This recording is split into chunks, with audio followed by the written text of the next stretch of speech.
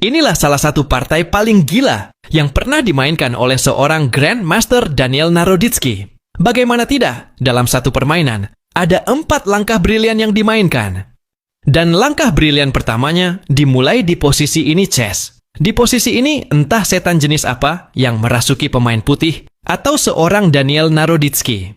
Sehingga di posisi ini, dengan santainya mendorong bentengnya pukul pion di E6. Sebuah umpan yang manis dan menawan. Jika di posisi ini hitam berani pukul benteng, maka kuda putih akan mengambil alih posisi benteng, sekaligus mengancam menteri hitam. Dan di posisi ini tidak ada jalan bagi menteri hitam untuk melarikan diri. Karena jika hitam mencoba menyelamatkan menterinya, maka raja hitam yang wassalam. Karena itu di posisi ini hitam tidak berani pukul benteng, dan memilih menggeser rajanya ke F8. Putih lanjut menteri ke E2, dan kembali sebuah langkah brilian. Entah apa alasannya, sehingga langkah ini dianggap brilian oleh Stockfish. Jika ada yang tahu alasannya, silahkan dituliskan di kolom komentar.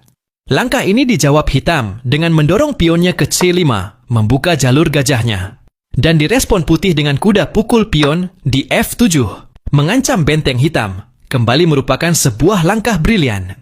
Dan tanpa pikir panjang, hitam raja pukul kuda.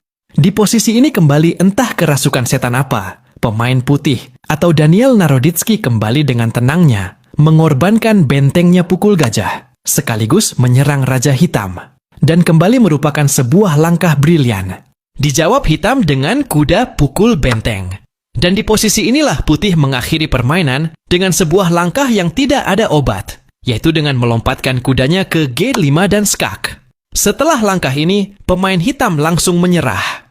Karena jika permainan tetap dilanjutkan, dan misal di posisi ini hitam memilih mengamankan rajanya ke F8, maka jelas menteri hitam akan tumbang tanpa perlawanan.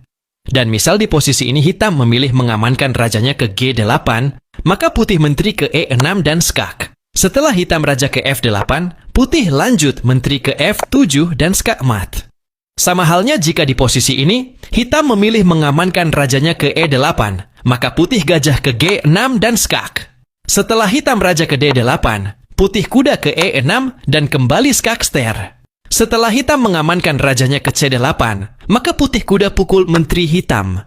Jika hitam masih lanjut dengan raja pukul kuda, maka putih juga menteri pukul kuda. Dan jika di posisi ini hitam masih ingin melanjutkan permainan, silahkan tuliskan satu kata yang pas untuk hitam di kolom komentar.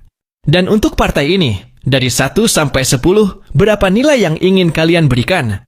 Silahkan dituliskan di kolom komentar.